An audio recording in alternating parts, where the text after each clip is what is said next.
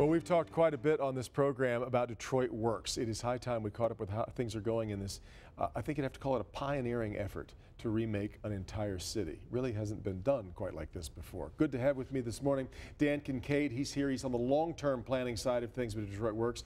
On the other side of the table is Karla Henderson, the Group Executive for Planning and Facilities. Thank you both for being here.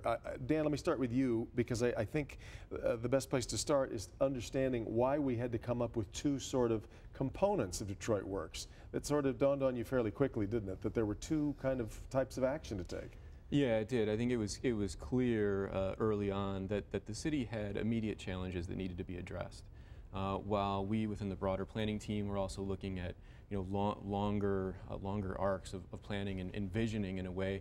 Sometimes those things don't always come together in the way we'd like them to, and there were things that needed to be dealt with right away. So we did kind of pull apart those two pieces, but we've run those two efforts concurrently throughout the life of the project. So Karla and I have actually been part of this really from the beginning, and it's been a little over 2 years now in putting it together. And I think that separation and the connectivity we've had as both groups have moved along has been extremely helpful, because it's allowed us, I know from our side on the long-term planning, to really begin to establish a framework for decision making. A framework that can allow multiple decision makers, multiple authors in the future to carry things out. Well, in fact, when we started this project, it felt to me like the old joke about how do you eat a whale one bite at a time. I mean, you had this massive. It's hard to figure out where you start, but have we taken enough bites yet? Are you starting to see the future? Are you starting to see where we're headed instead of it still being the whale? Well, absolutely. I mean, we probably have more data available to us than any administration has ever had. And so to piggyback on what Dan said, it became very clear right at first meeting that people had near-term immediate challenges that they wanted addressed. And so short-term actions is what the city is overseeing. We're making decisions with our federal funds where we are putting new roads and so forth and sidewalks right now. And so we needed to have some data available to be able to make those with a emphasis on return on investment. I assume the fun of urban planning is thinking out 20, 100 years in the future, and yet you got people coming to these meetings going, I need my lights on tomorrow. So you did have a lot of challenges, and that takes me to the next issue, which was you had some communication problems, because I think a lot of people, I'm not sure everybody who was coming to these meetings early on was really understanding what it was all about. Where are you now on the communication issue and helping people understand what you're doing? Yeah, well, I think we've come a long way. I think early on people expressed to the planning team and to the mayor directly that there were major concerns that were across an array of different topics. We heard that loud and clear, and in fact those early meetings in the fall of 2010 really represented a catharsis for the city. They were kind of coming to terms with where we all are. And from there we've been able to kind of move forward. I think the same degree of intensity is there from the public side, and in fact, it's the civic capacity that we have within the city that is really one of our best assets to kind of get things done.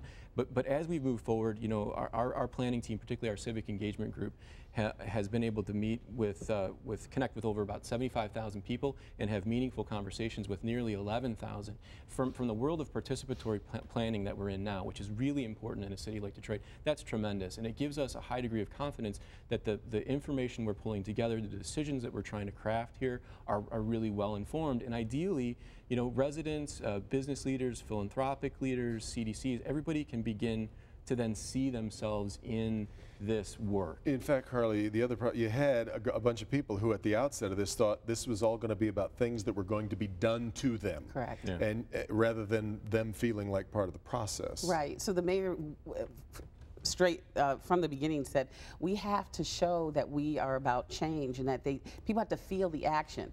The demolition plan, stabilizing Boston Edison. We were over in northwest side of Detroit, and there was a strong movement for curbside recycling.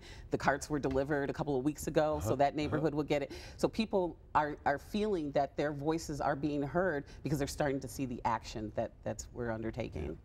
So Dan, let's talk about then about the long-term planning that you're doing. When you look now at where you think we're headed, has it changed a lot since you started this process, or has it been more a matter of convincing everybody that this is where that the place you wanted to go in the beginning was where we need to go?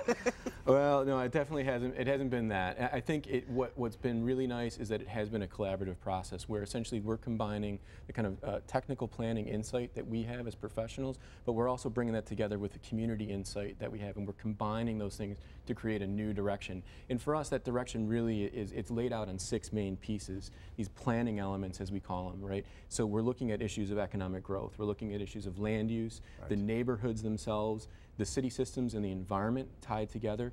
Also public land as its own component, it's very important here.